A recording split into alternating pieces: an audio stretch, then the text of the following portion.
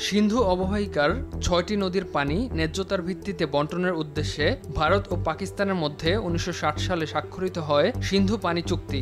চুক্তির অধীনে দুই পারমাণবিক শক্তিধর দেশের এই সিদ্ধান্ত বিশ্বে এক অসাধারণ দৃষ্টান্ত স্থাপন করে। গেল কয়েক দশকে দুই দেশের মধ্যে দুটি যুদ্ধ হলেও বাতিল হয়নি এ চুক্তি। পেহেলগামের হত্যাযজ্ঞের পর সীমান্তে সন্ত্রাসী কার্যক্রমে পাকিস্তানের মদদ আছে দাবি করে এ চুক্তি বাতিল সহ বেশ কয়েকটি পদক্ষেপ নেয় ভারত। অবশ্য ভারতের এই অভিযোগ সম্পূর্ণভাবে অস্বীকার করেছে পাকিস্তান। পাল্টা হুঁশিয়ারি দিয়ে পাকিস্তান বলছে, পানি আটকে দেওয়ার যে কোনো পদক্ষেপ যুদ্ধ ঘোষণা হিসেবে গণ্য করা হবে। চুক্তি অনুযায়ী সিন্ধু অববাহিকার ইরাবতী, বিপাশা ও শতদ্রু নদীর পানি ভারতের জন্য বরাদ্দ, আর পাকিস্তান পায় সিন্ধু, জেলাম ও চেনাবের ৮০% পানি।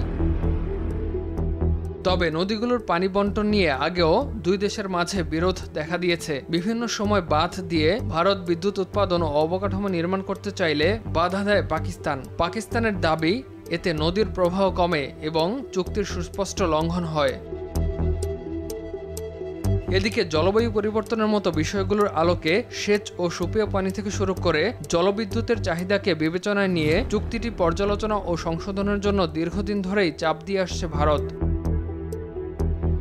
গেল কয়েক দশকে দুই দেশ এই চুক্তি নিয়ে আইনি লড়াই করছে, তবে এবারই প্রথম আনুষ্ঠানিকভাবে কোনো পক্ষ চুক্তি স্থগিতের ঘোষণা দেয়। উজানের দেশ হিসেবে ভৌগোলিকভাবে সুবিধাজনক অবস্থানে ভারত।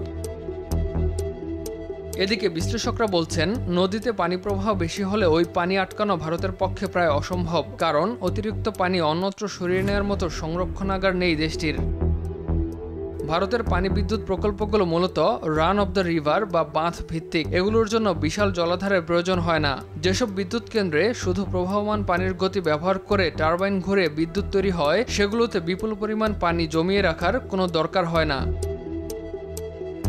চুক্তি থেকে সরে এলেও ভারত রাতারাতি ওই তিন নদীতে কোনো প্রকল্পের নির্মাণ কাজ শুরু করতে পারবে না, কারণ পাহাড়ি ভূপ্রকৃতি ও ভারতের অভ্যন্তরে ওই এলাকায় স্থানীয়দের প্রতিবাদের কারণে আগের অনেক প্রকল্পের কাজে এখনও শেষ হয়নি।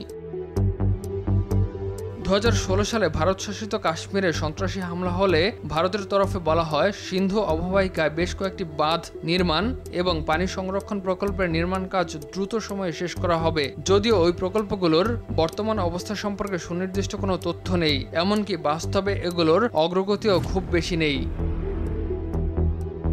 ইমতিয়াজ আহমেদ, RTV।